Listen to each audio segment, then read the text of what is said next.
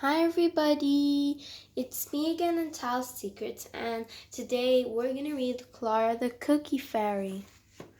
So let's get started.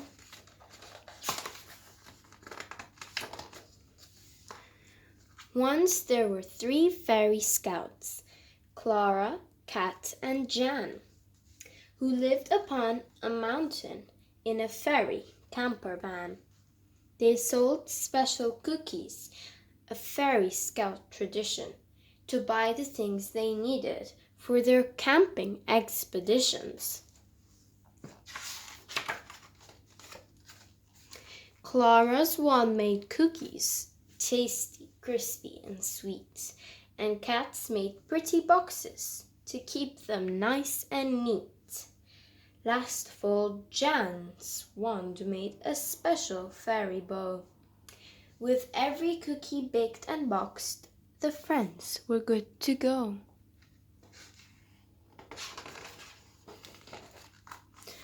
Then, one summer's evening, they were driving out to dine when Clara's eye was caught by a giant road sign. The sign read, "Mighty Mega Wands make cookies with chocolate chips."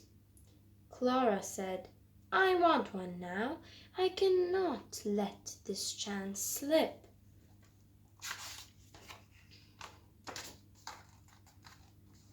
Clara picked the biggest wand and stood in line to pay. Her old one looked too boring, so she threw it right away.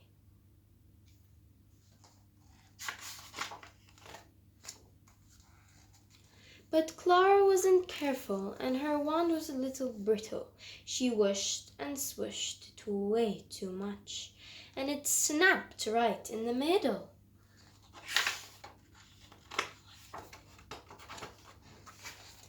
The fairies tried to fix the wand with string and tape and glue, but not one thing would make it work. Now what could they do?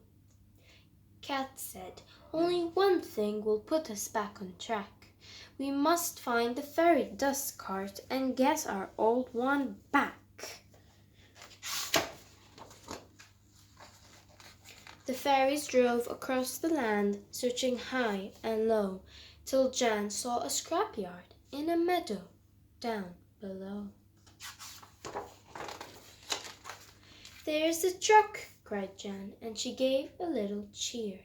"Let's fly down and look around. Your wand just must be here." Unwanted wands were everywhere. The place was overrun. Lots looked like Clara's, so they tried them one by one. The friends spent many hours waving wands around, but not one of them made cookies. Clara's wand could not be found.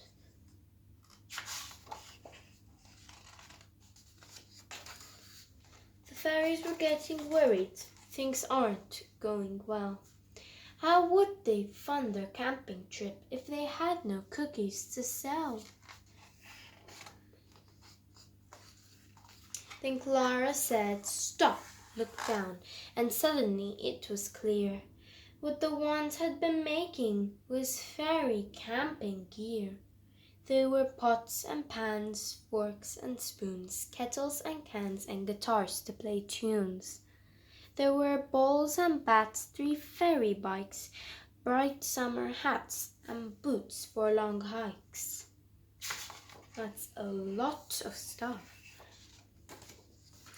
"These wands should be used, not thrown away," said Clara with a frown. "We can turn this right around." And in a flash it came to her, a new fairy scouting venture. They'd moved to the meadow and transformed the yard into a swap and recycling center. What a great idea. Fairies came from far and wide with their wands unwanted or broken, to swap or make into something new. The center was always open.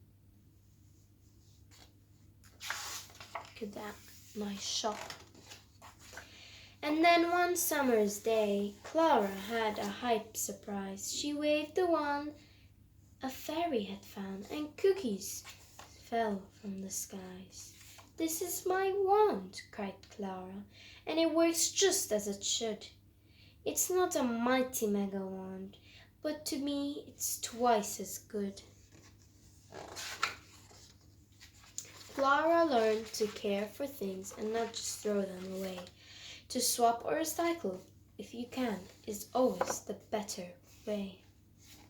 So that was the end of the book, and I hope you enjoyed Clara the Cookie Fairy. And there's just one more book to read after this book, so I'll see you in that video.